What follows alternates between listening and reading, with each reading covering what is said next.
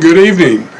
I'm Jim Stockton, an old guy who used to work for the college from 1977 to 2013. And it's my pleasure tonight to present the recipient of the 2025 Pioneer Community Impact Award, Steve Stafford. Now, first I think I ought to explain why I'm not there with you. My wife has a birthday in late September, and to celebrate her birthday for a late present, I bought 2 tickets to A Beautiful Noise, the Neil Diamond musical at the Walton Arts Center. And of course, the date I bought them for is tonight. I didn't know the evening on the plaza was going to be on that date. So I apologize, and I've apologized to Steve. Now, why am I here or not here? First, I want to mention that Gail, speaking of Gail, she grew up with Steve. They both went to Green Forest High School all the way through. He was a year ahead of her, and he was on the state championship basketball team, and she was a cheerleader, and so she's known him all her life. And if you ask Gail about Steve, the thing she'll tell you is Steve was a good guy then, and he's a good guy now. And he certainly has been a good guy for North Arkansas College, a good supporter, a good man, a good friend, a good advisor for me for a long time. And I think tonight what I'd like to do is talk about a few of the things that he's done for the college. And I don't want to leave out all the things that he has done over his life and the Instaff Bank has done for Northwest Arkansas, or for Green Forest in Carroll County, or for Boone County and all the area schools, because there are a lot of things to mention. Stephen Sharon's wonderful gift for the Arkansas Children's Hospital Northwest is right up there at the top of the list, and to Christopher's house, both over in the Springdale area. But this is our award and this is our night, and so let's talk about what he's done at North Arkansas College. I coached the women's basketball team for 11 years, from 77 to 88. And so I started working with the foundation when I got out of coaching. Of course, Dr. Baker, whose idea it was for me to work with the foundation, among many other things, said that no one is a specialist at North Ark, so I had other jobs too. But during the 25 years I worked with the foundation at our college, Steve was on the board that entire time. He was a tremendous supporter. As I said before, he was a great advisor and a big believer in North Ark. When I got involved with the foundation, really it was a good foundation. They were just getting started. In fact, this dinner, they had 2 even on the plaza dinners, and they honored politicians at both dinners. I think one of them made it and the other one couldn't make it to the dinner, and so we took a different direction. But really they didn't have any special events at the time. And so we started to do some things that hadn't been done before. I went to a Council for Resource Development meeting, and Miami-Dade Community College talked about a mini endowed chair program that they had. Well, you know the usual university model of an endowed chair where someone gives millions of dollars and they pay the professor's salary and maybe an assistant and travel and all those things for someone that's doing research and maybe every 2 or 3 years teaches one class. But this is a teaching college. Our instructors teach our students. And so we wanted to have a different model. What we wanted to do, similar to what Miami-Dade was doing, was have a endowed chair program that was competitive, that a different person could get the endowed chair each year, and of course increase the number of endowed chairs that we were able to offer, and to make it where it could pay for equipment, or it could pay for a seminar or a workshop or something for the instructor, or something that would benefit the entire class.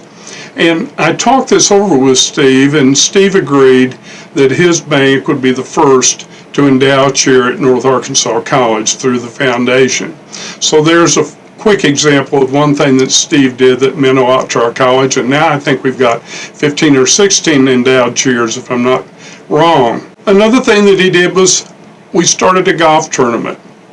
Of course, if you know anything about golf tournaments, the way to make money in a golf tournament is to have a lot of sponsors. You use the entry fees to pay the course and pay for the prizes, but the sponsors' money is where your profit is. And Steve became one of our top sponsors for the golf tournament, and I guess you can notice all these years later, I just played in the tournament a few weeks ago, and Staff Bank is the presenting sponsor of the golf tournament. So it's not only what he does, but it's what he continues to do too. There have been many other things that he's done for our foundation. One of the important ones was when the college bought this facility you're sitting in tonight. We had to raise money to renovate the bottom floor of the facility. And Steve was one of the top donors in his bank and made this beautiful facility possible. And I think even though it has changed hands and things have evolved, that it's still really a landmark facility for our community, and it's one, of course, that the college is still able to use. But I'd like to close this, and Mickey told me to make this short, on a personal note. A few weeks ago, we celebrated, or observed, I guess would be a better word, the 24th anniversary of 9/11. On September 11th, 2001, our son Jamie was in the World Trade Center. Steve and Sharon were in Maine attending a banking conference. And Jamie was a 21-year-old intern for a Fayetteville investment firm. He was at the National Association for Business Economists national meeting, and he was having breakfast at the bottom of the first tower attacked in the ballroom when the plane hit. He said the building shook, the giant chandeliers on the top of the ballroom swung back and forth, and he and his friend Tyler Folks ran for their lives. They got out through the lobby. They went around the building until they could see a place where maybe they could get free of the building. Things were falling, the debris, and a lot of things that he doesn't talk about. And they ran down the street. They ran for their lives. He stopped at a payphone about 2 blocks away and called me. I was home in bed. I was sick. I had an ear infection. One of my ears was swollen shut. And he said, "Dad, I just want you to know I'm okay." I said, "What do you mean?" He said, "Turn on the TV. I've got to go. There are 40 people behind me in line at this payphone." And he hung up. And of course, I turned on the TV. I watched the buildings collapse. Meanwhile, Jamie and Tyler were running for their lives. They had their suit coats up over their head as the dust and debris and everything boiled down the streets. They made it to Battery Park. And if you've ever seen the documentary they made about the boat lift from Battery Park, it was the largest boat lift in the history of mankind. Over 500,000 people, everybody that had a boat, took someone across that river.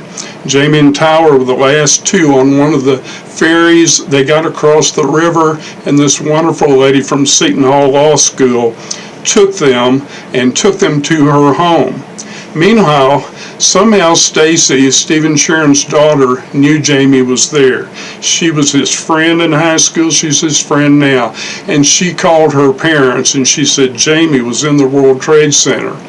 And Steve and Sharon were connected through Stacy to Jamie, and they got phone numbers. And meanwhile, they had rented a car. Of course, all flights were grounded, and Steve and Sharon drove that car to New Jersey, picked up our son, and one day later he was back in Arkansas, safe and sound with us.